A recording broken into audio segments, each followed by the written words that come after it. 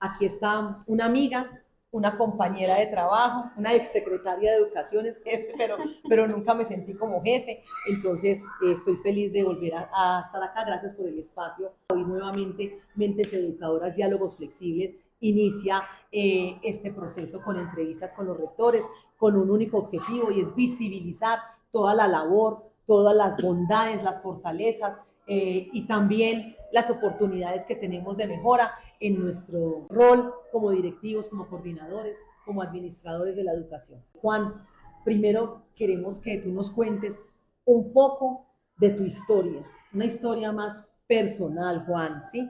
¿Qué te motivó a ser educador? ¿Cómo llegaste a convertirte en rector de esta institución, Instituto Tecnológico de Caldas? Bueno, realmente yo pienso que es el azar, porque pues inicialmente la formación mía fue más ingenieril y de alguna manera después tuve la fortuna de hacer la licenciatura. De hecho, yo trabajaba, era con una empresa de la familia, pues que teníamos una constructora, y por azares del destino, en esa época, hablo de los 90, durante el gobierno Gaviria se cerraron los créditos a los constructores y la gente, los que tenían algún proyecto, quedaron con las obras iniciadas. De ahí, pues ya con la licenciatura y pues con lo que había aprendido en la Universidad Nacional, tuve la opción de trabajar, de que me invitaran a dictar una cátedra a la universidad. Y esa cátedra llevó a otra y de ahí a medio tiempo y de tiempo ¿Y a qué tiempo cátedra completo. empezaste, Juan? Trabajábamos física, sobre todo la física acústica en la universidad, en ese momento en la Facultad de Fonoaudiología. Y posteriormente también en la Facultad de Bacteriología estuvimos trabajando toda la parte de física, de laboratorio de física, y obviamente por la licenciatura pues manejamos toda la parte pedagógica. En ese momento pues estaban en boga varios métodos, ¿cierto? Varias corrientes, y pues fuimos como trabajando toda esa parte. Posteriormente en la universidad me cambian a otra instancia, pues que eso era muy normal, y en esa instancia pues fue un aprendizaje grandísimo. Pasé de ser docente pues de las facultades de salud a ser asesor de una vicerrectoría y después estuve en la vicerrectoría como tal. ¿Cuántos años, Juan, estuviste en la universidad? 17 años.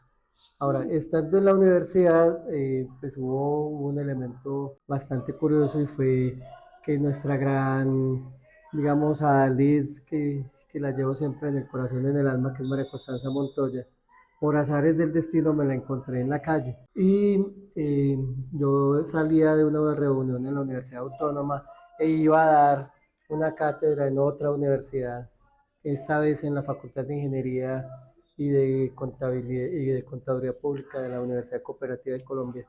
Y era un viernes lluvioso, estaba esperando transporte, no había, y pasó alguien que me llamaba y era ella. Me dijo, hay un concurso en el sector oficial, ¿por qué no te presentas que tú te lo vas a ganar? Fue así, realmente. Y pues yo llegué a mi casa esa noche y le comenté a mi esposa, pasa esto, y ella me dijo, preséntate, pues por algo será. Sí. Y ella misma me compró el pin y aquí estoy. O sea, Okay. fue cuestión del azar y la verdad, pues yo ya estando en educación pues de lleno, y yo sentía que realmente pues en la universidad se teorizaba mucho, Más sobre pero, pero la investigación. parte práctica Sí. no la estábamos viviendo, pues obvio con los estudiantes de la universidad, Sí. pero no con estudiantes de educación preescolar básica y media. Rector, Entonces, aquí entonces me llegué. imagino que cuando usted entró a las instituciones educativas ya con el magisterio, usted entró directo a la parte directiva, no como docente. No, yo entré pues en el sector oficial como coordinador. Eh, y entré precisamente con Olga Lucía. Es que En el momento. ella y yo venimos hace 32 años juntos. La vida nos Porque, unió. no, porque de pronto Pablo no sabe, pero nosotros nos encontramos en la Universidad Católica. Todos. O sea, Olguita es Todos, fonoaudióloga, yo soy claro. fonoaudióloga, y Juan está contando que fue maestro en fonoaudiología. Entonces, digamos que nos conocemos desde esa época, pero yo no Sí. sabía, digamos, cómo llegó a ser rector, y mira la historia. Claro. Olguita, tú, por ejemplo, también, tú estabas conmigo en fono en la universidad. Yo me acuerdo que hicimos una especialización juntas, sí. Y a partir de eso nos podíamos como homologar la profesión para presentarnos en el escalafón docente, porque nosotros como fonoaudiólogos no tenemos como ese resorte de educación, que yo siempre como que he peleado, pues como que he sido una defensora del fonoaudiólogo en educación, que es importante, no solamente en la salud, también tiene dos líneas de campos de acción, pero en la educación es muy fuerte. Claro. Pues yo, desde que me gradué como fonoaudióloga, yo sentía el llamado era ser docente. O sea, yo dije, bueno, está bien, yo tenía un consultorio y trabajaba medio tiempo en el consultorio, pero el otro medio tiempo trabajé en la María Cano en Medellín. Coincidencialmente, en el consultorio atendía por los maestros, todos los maestros de Antioquia iban los que tenían problemas de voz y eso, entonces yo atendía esa población. Pero mi sueño siempre era trabajar en la Universidad Católica. Entonces, cuando me llamaron, me dijeron, venga, que hay una vacante para una licencia de maternidad. Y yo me vine mismo. Y empecé ahí, trabajé 10 años en la Universidad Católica. O sea, que desde ahí empezó y ahí empezamos. Ya después, yo estuve un tiempo trabajando contigo en Nueva Generación Profesional, ¿te acuerdas? En una EAT. Una EAT. Pero ese tiempo me sirvió para estar con Sara, que estaba de 1 a 3 años estuve trabajando con Liz en eso. Y después de ahí me presenté a la Universidad de Caldas con el proyecto que hicimos en el curso para ingreso al escalafón docente. Hicimos un curso, hicimos un proyecto de argumentación escrita con estudiantes universitarios. Yo presenté ese proyecto en la Universidad de Caldas y empecé a trabajar allá en lectoescritura, luego en el departamento de lenguas y literatura, dando lingüística, fonética y fonología, morfosintaxis, bueno, todo eso. Un curso que para mí fue una especialización, entonces cuando no lo llamaban, pero un año completo en la Universidad Católica, solo una especialización de pedagogía, de currículo y de evaluación. Para ascender al escalafón. Bueno, entonces yo empecé a trabajar allá en la Universidad de Caldas y allá me surgió como esa necesidad de venir a la educación básica, porque esos muchachos allá estaban más perdidos que quién sabe, o sea, yo decía, unas mentes tan brillantes y perdidos en la droga, en una cantidad de cosas, y yo decía, yo acá no puedo hacer nada por esos muchachos, yo si voy a la educación básica sí puedo aportar desde ahí. Y me presenté a un concurso, pero me presenté para primaria y pasé todo el concurso, pero cuando sacaron la lista de elegibles no salió mi nombre, y yo decía, ¿pero por qué? Entonces, obviamente para primaria ellos contratan normalistas y yo tenía especialización, pues no me iban a pagar con el título de profesional y con especialización cuando podían pagarle a una normalista en 1A, en ese escalafón. Entonces también iba por la Plaza de Bolívar y me encontré con una fonoaudióloga que es Gloria de los familiares, Gloria de los Ríos. Gloria de los Ríos. Entonces con Glorita nos encontramos y le conté lo del concurso y me dijo, pues como boba, pues presenté para coordinadora. Y yo nunca había pensado en eso, eso no se me había ocurrido. Y me presenté para coordinadora en el mismo concurso que se presentó Juan Manuel. O sea, los dos ganaron para coordinadores. Sí, quedamos. ¿Y tú de una llegaste acá? No, yo llegué a lo que era el CAS, pero después se transformó en Marco Fidel Suárez. ¿Y tú a dónde llegaste? Y yo llegué a la Asunción. Y estaba en la sección de básica primaria, entonces era muy rico porque estaba con los niños de transición primero, hasta quinto, entonces era un trabajo muy chévere. Pero además me metí mucho en lo de gestión de calidad, que allá conocí a nuestro amigo Carlos Fernando y empezamos también a trabajar todo lo de sistema de gestión de calidad con Manizales, estando con Constanza de Secretaría de Educación. Manizales fue la segunda ciudad a nivel nacional en implementar los sistemas de gestión de calidad en los colegios, en 15 colegios, 15 y 16 colegios de acá de Manizales. La primera ciudad fue Medellín, que tenía 40 y punta colegios certificados, y Manizales fue la segunda en esa época, claro, nos certificamos, y eso fue muy chévere, y ya de ahí estuve en la ENAE un tiempo, luego volví al Colegio de la Asunción, Y cuando me di cuenta de que Juan Manuel estaba acá, entonces lo llamé y le dije, lléveme para allá. Entonces, sí, pues obviamente había que hacer la gestión de Secretaría de Educación y había, porque acá había una vacante definitiva. No, espectacular. Entonces ya aquí llegué y ya llevamos aquí más de 10 años. Más de 10 años. Mire la vida cómo lo va llevando. Entonces, Además, yo creo que aquí hay algo en común y es también el reconocimiento al trabajo de cada uno en su rol, ¿cierto? Si tú no hubieses sido buena trabajadora laboralmente ni nada, seguramente ni Juan hace el esfuerzo por tenerte aquí. Eso también es de equipo. Ahorita vamos a hablar como de ese trabajo en equipo, esa dupla, cómo se logra articular y consolidar, ¿sí? Esos retos que pueden ser diferentes horizontes, pero que se tienen que unir para un mismo alcance. Tu experiencia como rector, ¿cuál consideras ha sido como el mayor reto que has tenido liderando esa institución, pero además, cómo has logrado mantener vivo el PI, el proyecto educativo institucional, como esa hoja de ruta, ¿cierto?, que nos está mostrando el camino de la misma gestión escolar? Bueno, lo más difícil del sector oficial es el mismo sector oficial, o sea, son todas las, digamos, toda la parte contractual, es todo lo que tiene que ver con lo administrativo, pero no tanto del talento humano, sino de toda la reglamentación que existe, ¿cierto? Un rector tiene más de 68 funciones y una de tantas tiene que ver con el manejo económico-financiero y el manejo de una cantidad de entes de control que están con todos los ojos sobre nosotros, no del resto del país, pero sí de los colegios.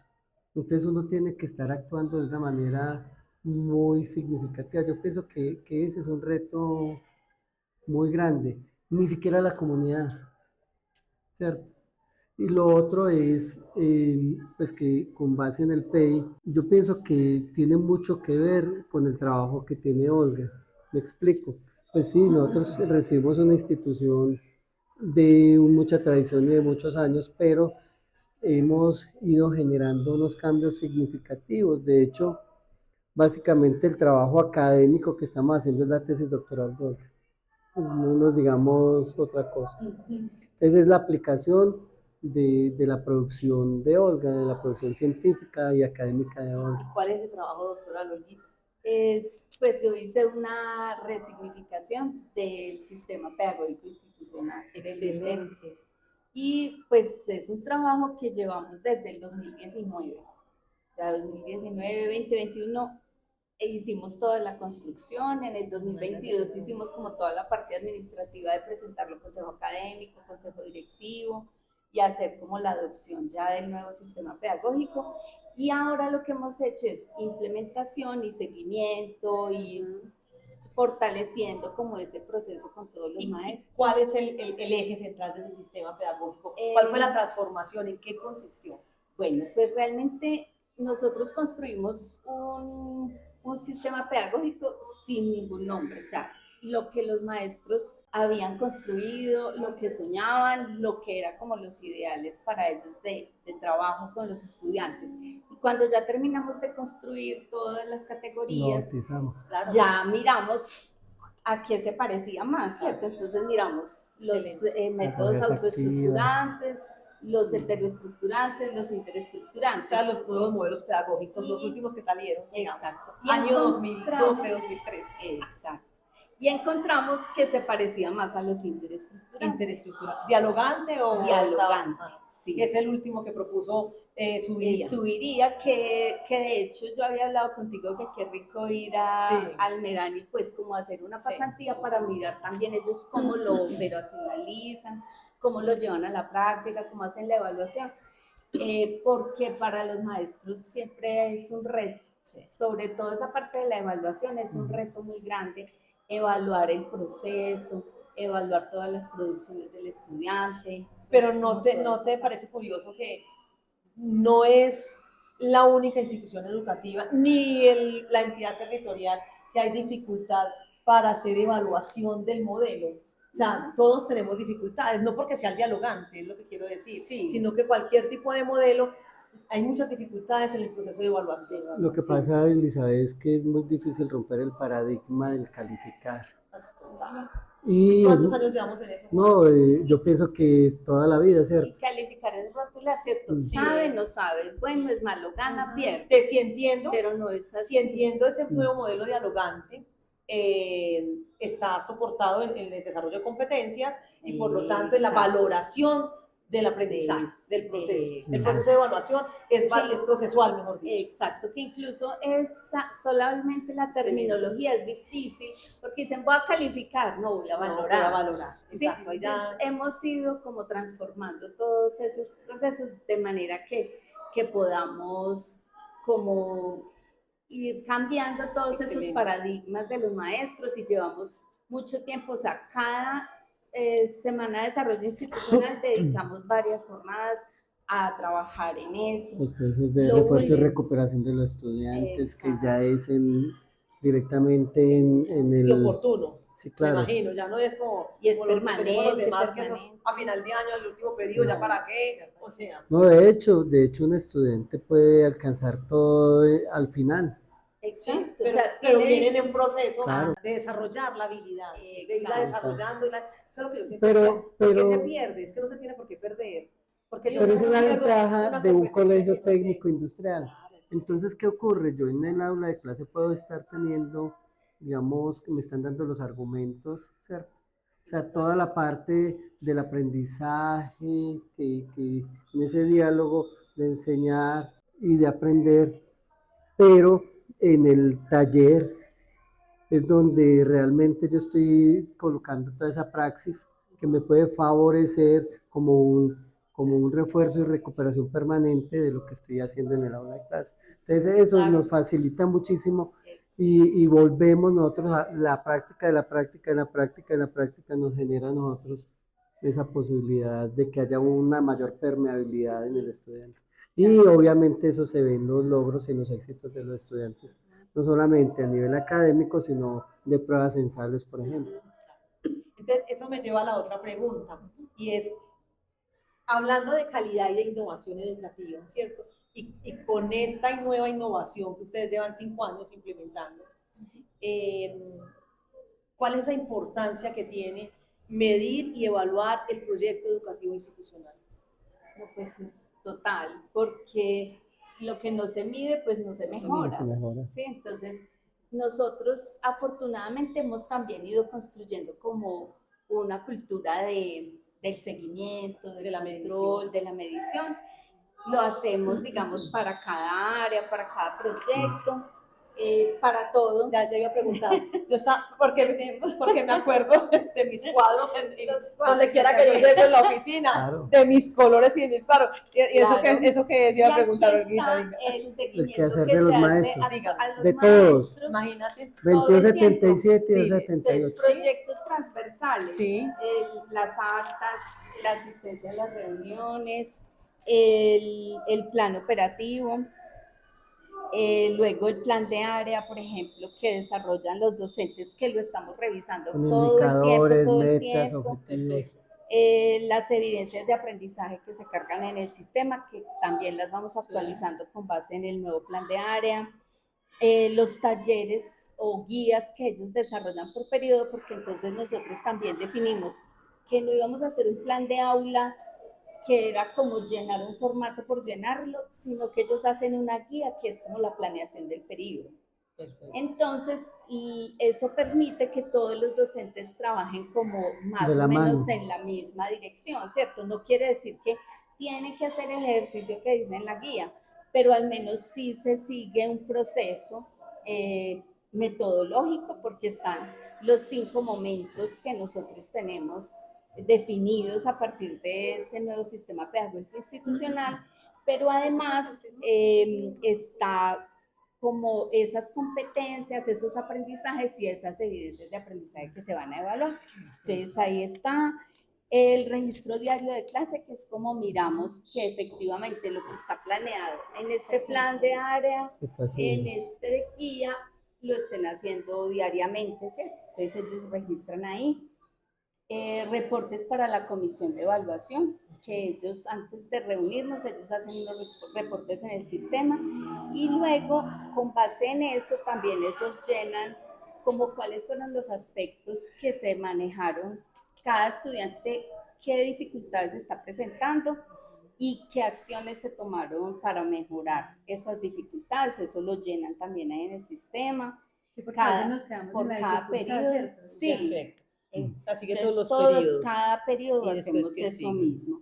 Después aquí está el formato de recuperación, que ellos siempre que hacen una recuperación, ellos planean esos procesos y sobre todo los estudiantes que han tenido más dificultades, les plantean unas actividades y ellos deben firmar ahí. El registro de refuerzo y recuperación también en el registro diario de clase, el cargue de valoraciones de cada periodo. Aquí ya sigue el informe final de cada periodo, que nosotros nos inventamos un formato, los coordinadores, pues entre todos nos inventamos un formato en el que miramos el estudiante que fue reportado a mitad de periodo y cómo finalizó el periodo. Claro. Y también ahí hay un semáforo, entonces mejoró Está en proceso, sigue igual. o sigue igual. Nosotros siempre fuimos unos convencidos de que no era certificarnos por un sello, porque llegaba una empresa certificadora a ponernos, ¿cierto?, el certificado y aplaudirnos y darnos la banderita aquí, pues, el premio de haber implementado, sino cómo lograr una cultura organizacional. Y hay Esto un elemento responde a eso. adicional, Elizabeth, que con base en esto podemos hablar realmente. Cuando un docente en el sistema humano, por ejemplo el 278, hace unos compromisos para ser evaluado, porque debe ser evaluado, ahí está la trazabilidad. O sea, ¿sobre qué lo está evaluando? Ahí está. Y el del 2277, que aparentemente no puede ser evaluado, pero sí debe ser evaluado y está en la norma, se puede evaluar. Entonces nosotros tenemos una serie de criterios para hacer el acompañamiento a ese maestro. Claro, digamos que aquí hay unos campos muy administrativos. Obviamente se convierten en pedagógicos en la medida cuando hablamos ya de los planes de aula, de ese seguimiento de valoración al estudiante, ¿sí? No, y de hecho el solo hecho del taller que hace el maestro, ¿cierto? Es que no es un taller cualquiera. Tiene unos parámetros, unos lineamientos, un acompañamiento desde la coordinación académica para que pues, tuvieron que aprender a hacer talleres. Perfecto. Digamos que el PI como tal, con este nuevo modelo, con este nuevo enfoque, ¿dónde está registrado y sistematizado? Pues tenemos el documento en físico y en archivo digital. Exacto. Perfecto. Y con todos los anexos, bueno, que eso de hecho se va actualizando cada año. Uno dice es que PI 2024-2027 no, mentiras, permanente. Eso cada año se va actualizando. Y pues de cada uno de los proyectos, de las áreas, se formulan, digamos, unos indicadores, unas metas, unas acciones y se hace un seguimiento trimestral. Entonces, cada 3 meses ellos me presentan un informe donde dicen, de esta meta llevamos el 50% y dicen por qué, ¿cierto? Pues hemos cumplido con lo que estaba planteado o hemos tenido tales dificultades y debemos hacer tales ajustes para seguir. Y al final del año ya hacen el informe final donde dicen cómo terminaron en el cumplimiento de sus metas, sus indicadores, y también presentan el informe de gestión para el jefe, que es cuáles fueron los logros que se plantearon, cuáles se alcanzaron, qué quedó pendiente y cuáles son las proyecciones para el otro año. Y de ahí surge el informe de gestión general de la institución. Juan, digamos, la movilidad de los maestros por la especialidad, ¿cierto? Por el enfoque que tiene de ser técnico, como tal, tecnológico, ¿cierto? Instituto Tecnológico de Caldas, técnico de Caldas. La movilidad de los maestros debe ser una problemática o permanecen, uno, por ese enfoque, y dos, con el cambio de modelo que llevamos 5 años. ¿Qué ha pasado en estos 5 años?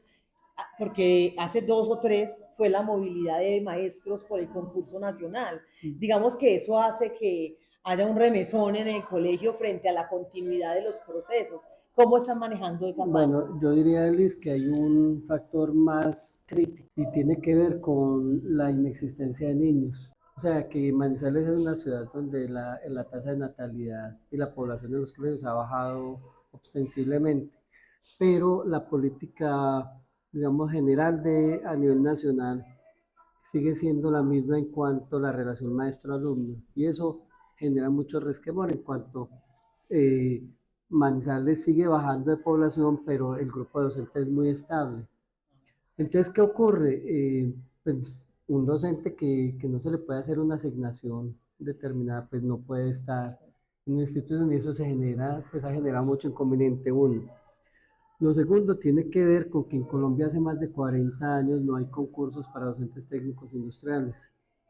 De hecho, es una lucha que se viene haciendo desde la Red Nacional de Colegios Técnicos Industriales y hay, digamos, un falso paradigma, pues ¿Cuántos son a que nivel nacional, Juan? dime, ¿Sabes cuántos colegios técnicos son más de industriales hay? 2.000 colegios. Entonces, Imagínate. el problema allí es mayúsculo porque tiene dos raíces. La primera es que en el artículo 108 de la ley 115 del 94 habla que los colegios técnicos industriales que estaban en ese momento debían conservar el estatus, o sea, seguirlo siendo. Pero paso siguiente, el ministerio nos metió en la media técnica, ¿cierto? Uno. Y dos, nos quitó la ley 21, que era la que financiaba los colegios técnicos industriales. Eso ha hecho que desde hace más de 40 años estemos haciendo maromas para poder realmente financiar el colegio. Entonces nosotros estamos en este momento haciendo milagros porque, pues digamos que hemos encontrado salidas. Uno, las alianzas estratégicas, las alianzas público-privadas, por ejemplo, todo lo que tiene que ver con la intersectorialidad es vital ahí, y eso nos ha dado a nosotros la posibilidad de buscar muchos aliados, y en esos aliados pues nos ha dado la opción de que todavía existamos, de poder tener los docentes técnicos que en su gran mayoría son provisionales, que esa es otra, digamos, otro bemol que tiene la norma, pues deberían ser docentes ya nombrados. Hay docentes provisionales en Colombia de los colegios que te nombraba y coordinadores técnicos que todavía existen, que ya han más de 30 años como provisionales. Eso no tiene sentido. Donde este tiene unas posibilidades, digamos, desde su carrera y este no las tiene, que no pueden ascender en el escalafón, ¿cierto? Y tienen toda la problemática. Entonces, eso nos ha generado a nosotros, digamos, muchos inconvenientes, ¿cierto? Porque de alguna manera, no, pues los docentes nombrados hace 40 y pico de años, pues ya se fueron, o queda uno que otro que ya están a las puertas de irse. Entonces, ¿qué va a pasar con este tipo de instituciones? Normalmente en Colombia lo que han hecho los colegios técnicos en esa situación, básicamente van cerrando especialidades y van dando el paso a ser académicos o básicamente media técnica, pues eso no tiene función. Y en ciudades como esta, por ejemplo, donde básicamente la movilidad de ciudad es la metalmecánica, ¿cierto? Donde les estamos dando un aporte muy importante a las empresas, y así todos no tenemos mayor reconocimiento ni financiación de ningún tipo. Entonces Claro, no funcionamos es lo con mismo. La maquinarias de media la solamente. época en pleno siglo XXI, ¿cierto? Donde nosotros lo que hacemos es tratar de ir adquiriendo alguna tecnología o participar, como decía yo, en algún convenio, por ejemplo, con la British Council o la Fundación Luker o la Autónoma, bueno, donde nosotros tratamos de obtener algunos elementos de punta para hacer cosas importantes. Digamos, ayer nos llegaron de Coding Hubs brazos robóticos, nos llegaron Arduinos, nos llegaron, bueno, y eso nos genera a nosotros un valor agregado para poder trabajar en elementos de transformación, por ejemplo, en robótica, en inteligencia artificial y todo esto que está pidiendo el medio, pero que como por esa falta de conciencia y de normativa, ¿cierto?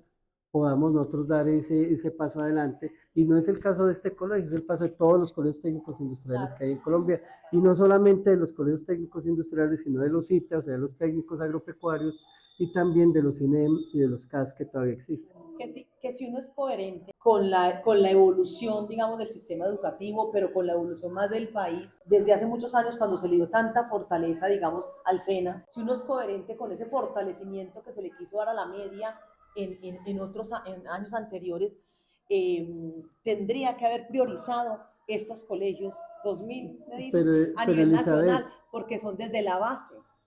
O sea, es todo el ciclo de básica, de educación inicial de básica que vienen fortalecidos para lo que está necesitando un país, laboralmente y productivamente, que está necesitando que salgan graduados con la técnica y la tecnológica. O sea, ¿sí me entiendes? O sea, es que el Ministerio de Educación ni siquiera tenía un inventario de los colegios técnicos industriales. Cuando yo incluyo esa cantidad de colegios es que tienen media técnica. Pues no, claro, es que todos sean técnicos industriales, pues bueno, ya no, los técnicos industriales bajarían el número, pero es que son media técnica. Ahora, el presupuesto de ley 21 pasa a la SAP, entonces pues nosotros deberíamos tener un renglón importante de presupuesto para poder nosotros adquirir las máquinas, las herramientas que realmente necesitamos, ¿cierto? Los equipos de cómputo, pues los computadores para educar pues llegan pero no cargan, digamos, un software de SolidWorks o de... No, nada, y tenemos mucho problema todavía con la señal, con el internet. Sí. O sea, digamos, nosotros acabamos de hacer un montaje importantísimo y un esfuerzo grande de un software que montamos aquí en el colegio para las bimestrales, para dejar de usar papel, ¿cierto? Sí. ¿Y en cuántas nos vimos para que nos funcionara? Porque los equipos ni siquiera aceptaban el internet. Es muy complicado. Juan, antes de terminar, quiero dos preguntitas que no se me queden. Una es, yo escuché, esta semana estuvieron ustedes perteneciendo, son 2 o 3 instituciones, a lo del modelo de la ONU. ¿Sí? Quiero ampliar un poquito el contexto para quienes nos están también escuchando y quienes nos van a ver. Ese modelo de la ONU, ¿cómo es el enfoque? Pues sabemos, ¿cierto?, que son nuestros estudiantes, que cada estudiante puede tomar un país y digamos que son beneficios en cuanto a la oratoria, habilidades comunicativas, bueno, empoderar a nuestros estudiantes en ese marco es maravilloso, pero yo quiero saber de dónde nace y por qué está el tecnológico allí, bueno, y ese modelo, modelo va a llegar ¿a qué? A sumarle voy a inventarme cositas, a sumarle a una estrategia más de colegios 10, una estrategia más de fortalecimiento integral, una de formación integral, una estrategia más de centros de interés, una estrategia, o sea, ¿cómo lo traen articulado ahora que ustedes están proponiendo un nuevo modelo educativo? ¿Cómo se va a articular ese modelo? Yo quiero que nos cuenten un poquito de eso. Bueno, ahí pues yo diré una parte, yo sé que Olga va a hacer, no es algo nuevo. Bueno. El modelo ONU fue recreado y trabajado por entidades privadas. Sí. Aquí en Manizales fue básicamente el Granadino y el San Luis Gonzaga. Pero ¿hace cuántos años? Ellos ya van como en la 12ª, 13ª presentación. Pero nosotros tuvimos la fortuna de que nos invitaran como participantes. Sí. No, como observadores primero, después como participantes, estoy hablando de 4 años aproximadamente. Y posteriormente, ya como participantes, nos hicimos la pregunta y nosotros, ¿por qué no hacemos el modelo? O sea, eso existe en el sector privado, pero no en lo público. La idea es sí, vamos a hacer lo que se trabaja en la ONU, pero necesitamos es que entiendan nuestros jóvenes del sector público que ellos pueden hacer parte del sector diplomático, pueden estar haciendo parte de cualquier cargo público, que tienen todas las competencias y que están en iguales o mejores condiciones del sector privado. O sea, entonces la idea era el montar el proceso, pero no fue idea de nosotros, fue idea de los muchachos. Fueron ellos los que empezaron a solicitar y a jalonar. Y con los estudiantes comenzamos a buscar aliados estratégicos y empiezan a aparecer. Empieza a aparecer la propia alcaldía. Secretaría de Educación, el Consejo de Manizales, la Universidad Autónoma, la de Caldas, el Festival de Teatro, ahora diré por qué. Segunda lengua no fue, pues el inglés es muy importante, pero nosotros tuvimos la lengua de señas, ¿cierto?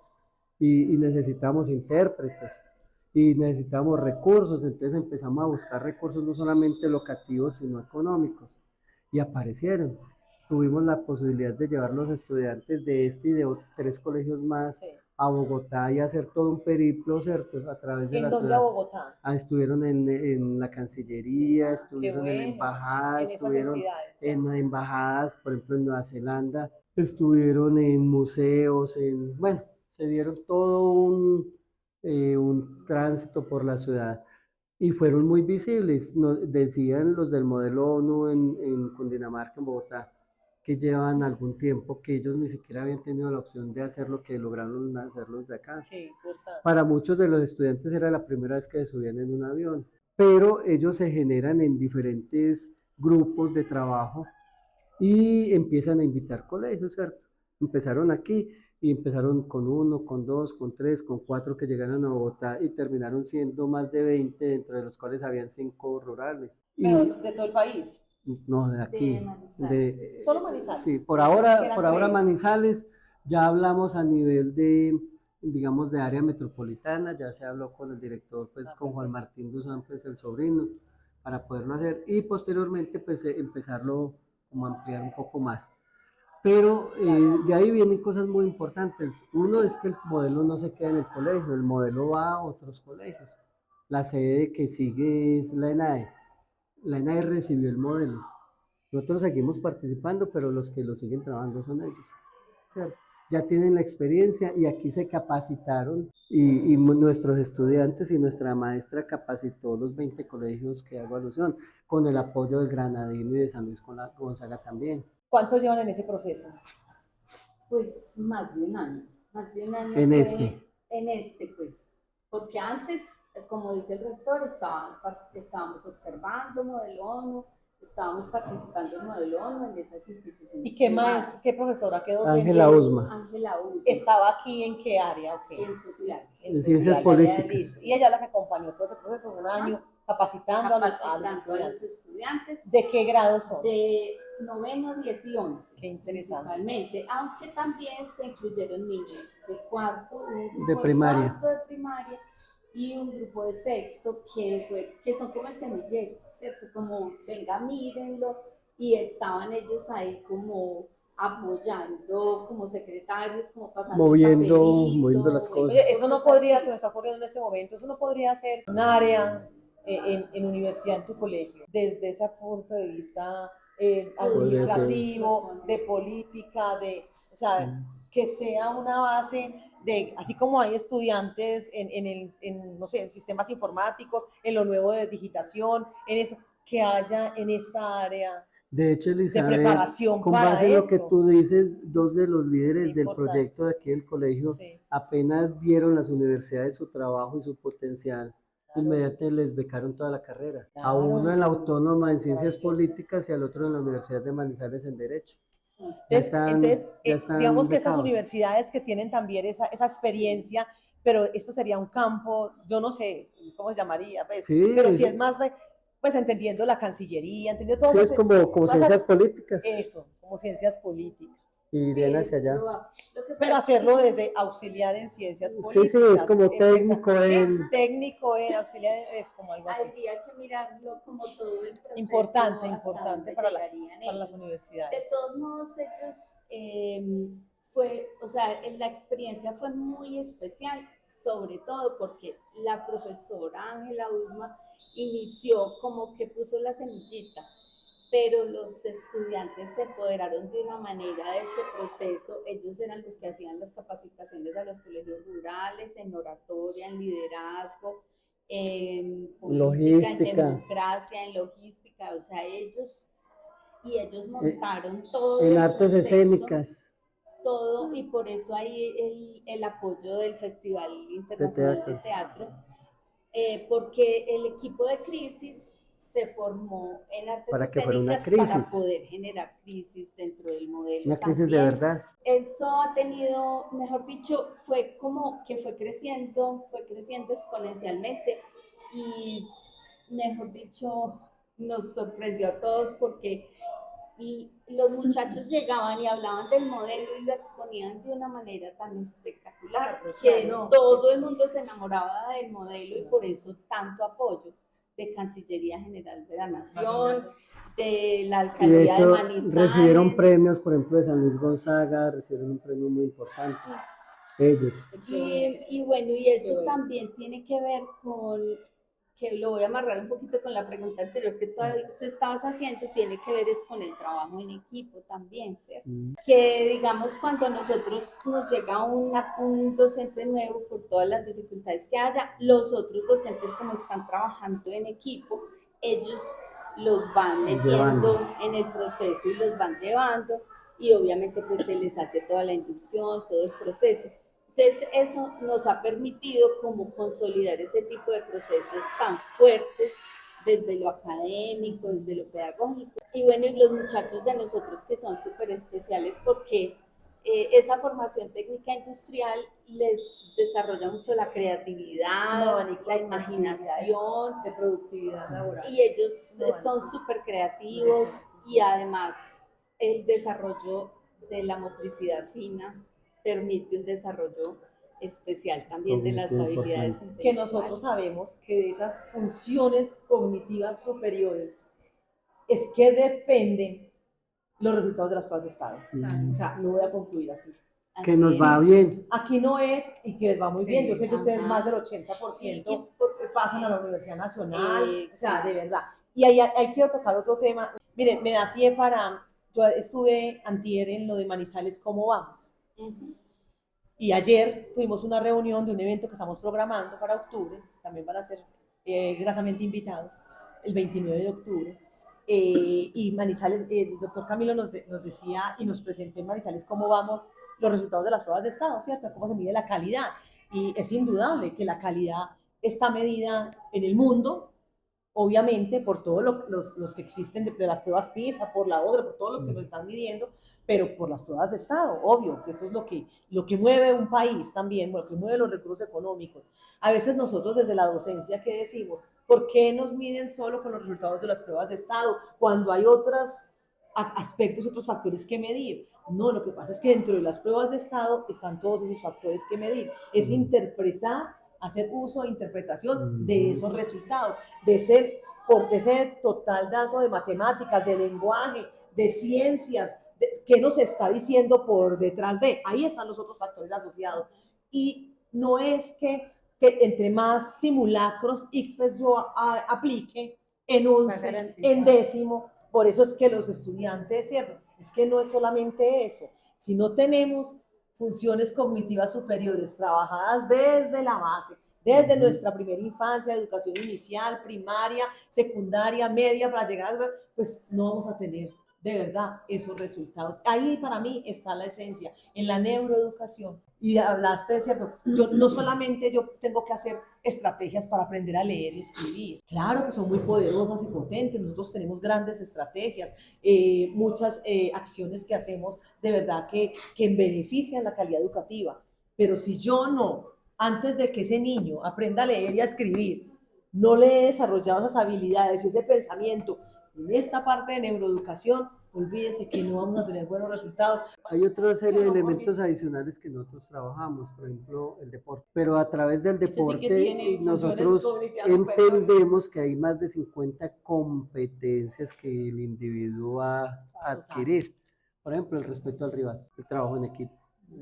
Bueno, habilidades. Y lo hacemos de muchas maneras, ¿cierto? No por un trofeo como el que está aquí, una medalla. Asertiva. Claro. Y nosotros lo trabajamos y hemos logrado cosas muy importantes, por ejemplo, con este tipo de estudiantes, por ejemplo, temas tan complejos como el consumo, ¿cierto? Pues que ya llega a otro estadio, el manejo del tiempo libre, y va encontrando uno una cantidad de ventanas que le favorecen a los estudiantes a través de proyectos que nosotros hemos venido trabajando. De hecho, aquí uno de los proyectos más fuertes es el de manejo del tiempo libre, ¿cierto, Olguita? Sí, Que es súper importante ese proyecto porque maneja, bueno, está articulado con hábitos y estilos de vida saludables, ¿sí? Entonces ellos manejan, y no solo desde la parte física, sino desde la parte psicológica también, o sea, Todas las está todo eso habilidades integrado. Y entonces eso nos permite que los muchachos no solo desarrollen esa parte académica o esa parte técnica industrial, sino también todas las otras habilidades y talentos que tienen, ¿cierto? Entonces esa parte nos ha permitido, y además porque cuando los muchachos se gradúan, ellos se gradúan con un proyecto de grado, un proyecto productivo. Y ese proyecto, ahí se articula todo lo de emprendimiento, por ejemplo. Se articula todos los saberes de todas las áreas académicas, porque si ellos escriben un proyecto, están trabajando lectura crítica, están trabajando escritura, están trabajando una cantidad de cosas, porque además las matemáticas no se quedan allá como una fórmula, sino que ellos tienen que hacer esos cálculos para desarrollar su proyecto, porque deben hacer unos planos, porque deben materializar ya ese proyecto, que no se quede solo en un plano, sino construirlo. Entonces, todo eso permite que esos saberes se pongan en práctica en un proyecto real. Y ahí está también la clave. un ejemplo concreto, hay estudiantes, por ejemplo, de dibujo que han dibujado su casa y con base en los planos que hicieron ellos, ya llegan a hacer su casa, ¿cierto? Aquí hay estudiantes que han hecho, no tienen habitación, no tienen cama, pues una cama digna, y ellos la hacen en el taller. Y la hacen con todas las de la ley, pues, o la cocina, ¿te acuerdas, Olga? Que han hecho la cocina de su casa. Un escritorio, una niña hizo como todo la habitación, entonces era integrado el mueble, la cama, el estante, el escritorio, o sea, todo, y con muy buena estética además. Y hay estudiantes que ya tienen empresas, que se han graduado de acá, tienen empresas y su emprendimiento es esta parte arquitectónica de, ¿cómo se llama eso?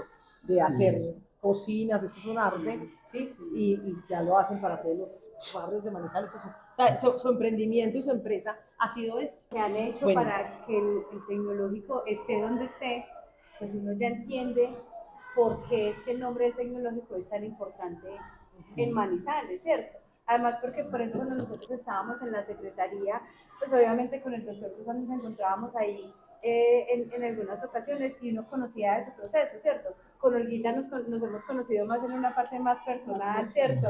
Desde hace muchos años, pero cuando uno los ve cómo trabajan juntos y cómo integran lo que cada uno conoce acá y cada uno conoce de acá, pero además esa, como esa, a ver, hay instituciones que son un poco egoístas, entonces es lo que diga el rector porque soy el rector, o es lo que diga la coordinadora porque yo soy la coordinadora, y ustedes la vida los juntó hace muchos años y han logrado hacer un equipo tan bonito que se siente esa unión. ¿Cómo han logrado ustedes como empatar unos con otros, ¿cierto? Es el respeto también desde los conocimientos y las habilidades de lo que cada uno tiene, la experiencia, las fortalezas de cada uno. Pero es que cómo se conectan. Y lo otro es que ustedes hablan también de los estudiantes, que además siento que lo hablan como con mucho orgullo, pero también hay que entender que es que los estudiantes rinden, marchan, hacen y reflejan lo que es la institución, pero porque se sienten motivados por los mismos directivos. Y los maestros. Y los maestros, exacto, porque mire que identidad. hay instituciones que son muy dadas a quedarse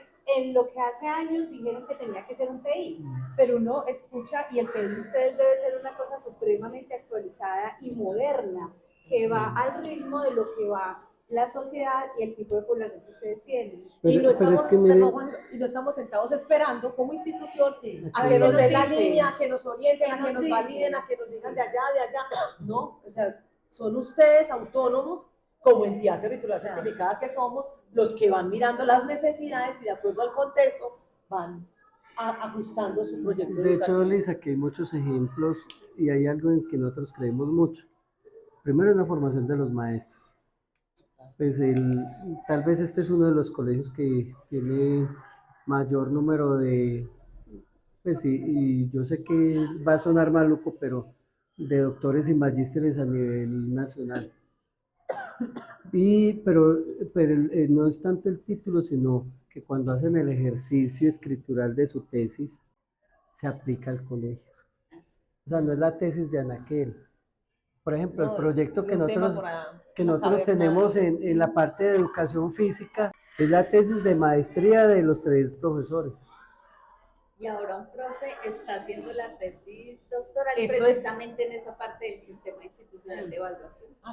eso es apropiación, Claro. identidad, Ahora, pertinencia, lo del modelo ONU sentido de aterrizó pertenencia. a la tesis de maestría de la profesora Ángela.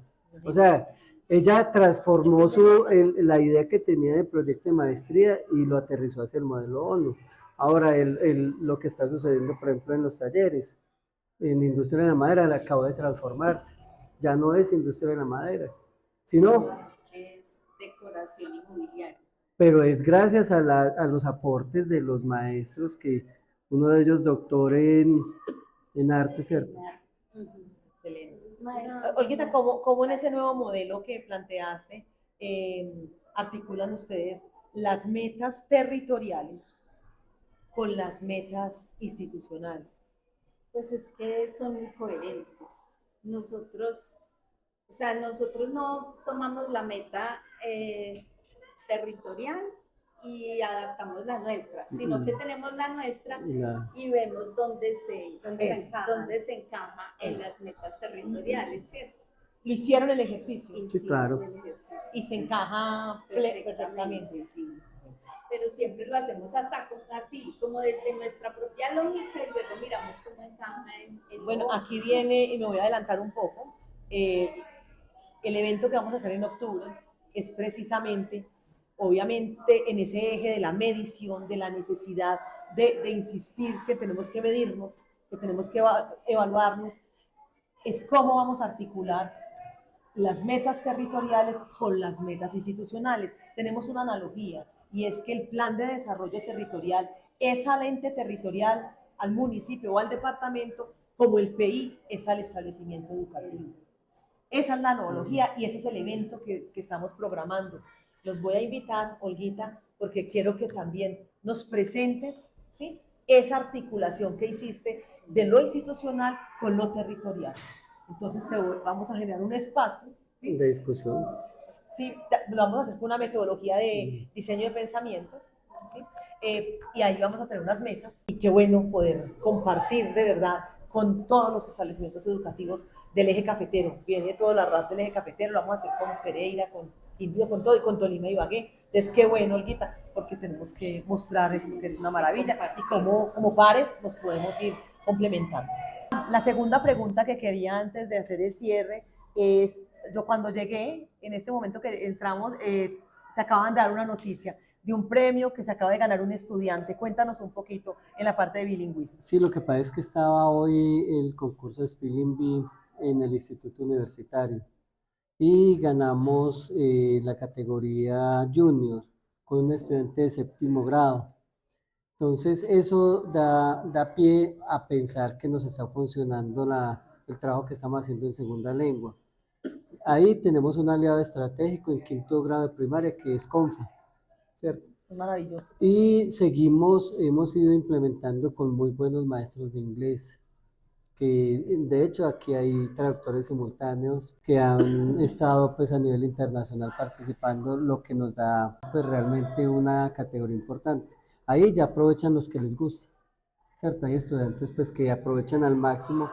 Y tengo una anécdota, pues más que el Spelling Bee que acabamos de ganar, en algún momento llegó el ministerio precisamente en el área de idiomas, ¿cierto? En inglés. Y los docentes estaban en un congreso en Pereira. Entonces, ¿quién va a recibir la visita? Entonces llamamos a los estudiantes, estuvieron aquí más de 1 hora hablando en inglés perfecto con los personas del ministerio. Eso es, qué orgullo. Pues de hecho en Modelo ONU, cuando participamos en el San Luis, una de nuestras estudiantes estaba en la mesa de segunda lengua, en la mesa de Estados Unidos, y ella ganó como la mejor delegada. Y no somos un colegio bilingüe. Y tú, Exacto. tú tocaste un tema y es esa alianza estratégica con el CONFA es maravillosa. O Sí. sea, CONFA no solamente en bilingüismo, tiene algo hermoso que es la estrategia que hace con ese diario de emociones. Ese componente socioemocional también lo trabaja Y maravillosamente. los predictores de aprendizaje Predictores que de aprendizaje en trabajan con los transición. niños. Y esos tres nomás, Olguita, yo vuelvo e insisto, la importancia del desarrollo de pensamiento desde la base. Miren, ese niño que acaba de ganar ese estudiante, ¿sí? Todo el manejo de las emociones, todo lo de predictores de aprendizaje, todos los resultados de pruebas de estado, o sea, la base solamente es esto, desarrollo de pensamiento. Ahí nos estamos mostrando cuál es la necesidad. Tenemos que seguir fortaleciendo, como que dice, cacareando también la fortaleza, cómo está ahí en los aprendizajes. Y nosotros, digamos, con esta parte de inglés con CONFA, bueno, nosotros la teníamos con niños de sexto, séptimo, octavo, pero en esas edades es más complicado. Y yo estoy convencida y nosotros estamos convencidos de que es en la básica primaria donde se Ahí debe es. fortalecer el Esa inglés. es, así Entonces, es. por eso logramos que ellos estén con los niños de KIP y les están trabajando 5 horas semanales de inglés. Y es en la básica primaria donde se fortalecen las actitudes Todo, emprendedoras, todo. es en la básica primaria donde se enseña a leer, a aprender a leer, a escribir, todo lo que estamos haciendo de desarrollo de pensamiento. Otra pregunta es, ¿ustedes forman parte de Escuela Activa? Pues Sí, tenemos un piloto. un piloto Bueno, porque con unos grupos de primaria. Pero igual nosotros, como estamos en universidad, en tu colegio, entonces nosotros tenemos todos los procesos de aprendizaje de la lectura, de todo lo de la matemáticas, todo. ahí vuelve esas Mayor alianzas estratégicas que son maravillosas y viene otra entidad como la LUCE, que ha fortalecido la educación de Manizales y en Escuela Activa, digamos, son ejemplo también porque tienen una fortaleza desde lo socioemocional. Esa escuela activa, que obviamente es un modelo, digamos, que replica la escuela nueva, modelo flexible que trabaja otro aliado estratégico maravilloso que es el Comité de Cafeteros, ¿sí? Miren que esto aquí es una cadena y todo es una articulación y una integración. Solos no podemos, es el colectivo, es en conjunto, son empresarios, es gobierno, es la sociedad civil, es todo lo público y lo privado, nuestros colegios privados. Si yo cada vez me siento más orgullosa. Ayer en el comité que estábamos organizando lo de octubre, nos dimos cuenta que Campus Universitario va a hacer un evento el 22 y el 23 de octubre, también hermoso, maravilloso, y el foco es la educación superior, porque vienen todas las ciudades de aprendizaje, todo lo de ciudades universitarias, es internacional, y entonces uno dice, qué maravilla, y nosotros estábamos allí también 9 empresas del país y de Manizales pensando en la educación básica y ellos están pensando en la educación superior y el resto de nuestros aliados están pensando en la educación. Entonces uno decía, qué orgullo Manizales, Sí. potenciando la educación Siempre en todos los niveles. Sí. En todos los niveles, la Universidad de Manizales hace poco hizo algo con la primera infancia, con la educación inicial, con inclusiva. con educación inclusiva, o sea, con toda la parte de diversidad, o sea, nosotros de verdad tenemos mucha tela que cortar y mucho potencial para y digamos eso. con la LUCER también hay un programa súper importante que es el de orientación socioocupacional y ahí ellos integran toda la parte emocional y toda la parte de emprendimiento Con la y media. toda la parte de orientación vocacional también Excelente, de los estudiantes. excelente. Y nosotros lo estamos trabajando desde la formación técnica. O sea, los docentes técnicos están integrando a los planes de área toda esa parte de orientación socioeducacional. Mire que así como se logró intervenir este proyecto educativo con un modelo innovador, novedoso, yo diría que así se intervienen las mallas curriculares. Una malla curricular no puede ser ese esquema que a nosotros nos enseñaron, sí, leerlo horizontalmente, verticalmente, ¿cierto? Leerlo de arriba abajo, derecha izquierda, en los niveles de dificultad y complejidad. No, venga, ¿cómo se va articulando con toda la innovación? Con todo lo que llega. Es que mira, nosotros ahorita mencionamos a Coding Hubs. ¿Y Sí. qué hacen Coding Hubs? Básicamente es llevar la tecnología a las áreas fundamentales. Imagínate. Matemáticas, ciencias naturales, ¿cierto? De hecho, todos los docentes hicieron un trabajo de revisión de sus planes de área involucrando el pensamiento computacional. Claro. desde todas STEM, las áreas. hay que involucrar STEM, hay que involucrar la formación integral, hay que involucrar todo lo que estamos hablando nuevo, los centros de interés, o sea, todo el desarrollo de pensamiento. N7AF, yo siempre digo, lo que la normal siempre maneja, nuestra maestra, Ella ama N7AF. yo amo ese N7AF, neuronas activas, aulas felices, en eso tenemos que concentrarnos, en ser así, puro desarrollo de pensamiento, desarrollo cerebral, y vuelve y juega, ¿cierto? El cerebro es el PI, el cerebro de la escuela es el PI, ¿sí? Y vuelve y juega, estamos en la ciudad cerebro del país. Y mira, Liz, un último ejemplo.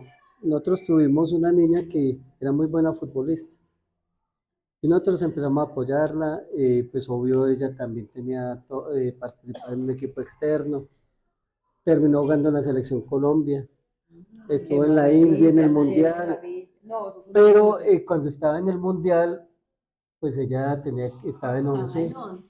Entonces nosotros, otro colegio perdió el año porque... No, ¿qué tal? No. ¿Qué tal? Entonces nosotros hicimos Primero, todo para que en su concentración, donde bien. estuviera, pudiera... Fortalecer lo que realmente era Entonces fuerte estaban en los ella. talleres, ¿cierto? Entonces Maravilloso. mandamos los talleres, la niña finalmente graduó, hoy juega en el Once Caldas femenino. Que su ¿Cómo no función va a es ser muy- un ejemplo de un enfoque, de un modelo pedagógico, de un horizonte institucional, de un PEI, de una institución tecnológica industrial que le está apostando a los proyectos de vida de los estudiantes? Con ese solo ejemplo de todos los que hemos hablado, ¿sí? Es construir y ayudarle al estudiante a formar su propio proyecto de vida. Eso es muy bonito. Felicitaciones. Ahora tenemos el campeón panamericano de BMX. Y es una cosa... Ay, yo tan lo vi, bello. yo lo vi por redes. ¿Sí? De acá. Ha sido esto. Bueno, mil gracias, Olguita, Juan. Quedamos, digamos, gracias por compartir la historia, la visión, ¿sí? Su vida y su proyección con una institución educativa como esta, digamos que te ha tenido tantos altibajos o tantos atropellos, diría yo en este momento, desde el gobierno. Darnos cuenta de verdad la importancia que tiene un enfoque técnico-industrial para el país en este momento. Bueno, habrá muchas cosas seguramente para apoyarlos y hacer y que tenemos que hacer también, así como logramos que el modelo de la ONU y que todos estos proyectos de tu doctorado y todo, Olguita, sean una realidad. Tenemos que unirnos para poder ir escalando y volver a recuperar esa potencia que tiene este enfoque. Pero Elizabeth, antes de terminar, una cosa muy importante que no podemos perder de vista. Nosotros estamos grabando a los muchachos con 3 títulos. Un técnico laboral, un técnico profesional, el técnico del colegio. Entonces tienen no solamente la formación del colegio, sino el título universitario. En este caso, pues nuestro aliado es la Autónoma y tenemos una articulación, solo una con el SENA. Y ellos han favorecido no solamente en bajar las estadísticas del desempleo juvenil, porque ellos entran al mundo del trabajo, sino que siguen su formación universitaria. Y las universidades se han prestado también para generar posibilidades a través de becas y otro tipo de alternativas para que ellos puedan quedarse en la universidad. Juan, eso es importantísimo. Ojalá cuando esto se publique, cuando este espacio se publique, puedan muchos otros instituciones de técnicas industriales escucharnos, porque estoy segura que serían un ejemplo. Podemos abanderar a las otras instituciones del país, porque por los avances, porque sabemos que Universidad Tu Colegio, ¿sí?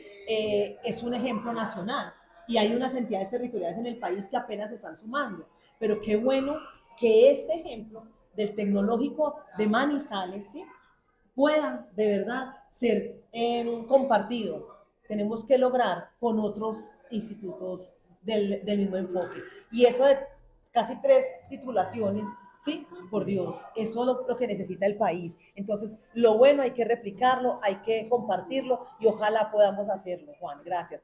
Lo otro que nos queda claro es que la importancia de la medición, la importancia de volver la mirada al proyecto educativo institucional. Aquí hoy tienen ustedes y todo el país una herramienta que se llama MEDSI, medición de un sistema inteligente, que es el PI. los invitamos para que también se sientan que tienen un apoyo con una herramienta que les va a sistematizar todo su proyecto educativo institucional. Ahora con este nuevo enfoque, nuevo modelo, a un clic, tú tener absolutamente todo el PI. Y no solamente tú, va a ser un apoyo grandísimo para la Secretaría de Educación, para nosotros como profesionales desde la Secretaría, acompañamos los colegios de acuerdo a los resultados y los datos medidos con esos 23 indicadores, a que los invitamos a que más adelante conozcan y se apoyen en una herramienta como esta, para que el PI deje de ser ese documento físico estático y se convierta de verdad en esa hoja de ruta que proyecta la vida institucional.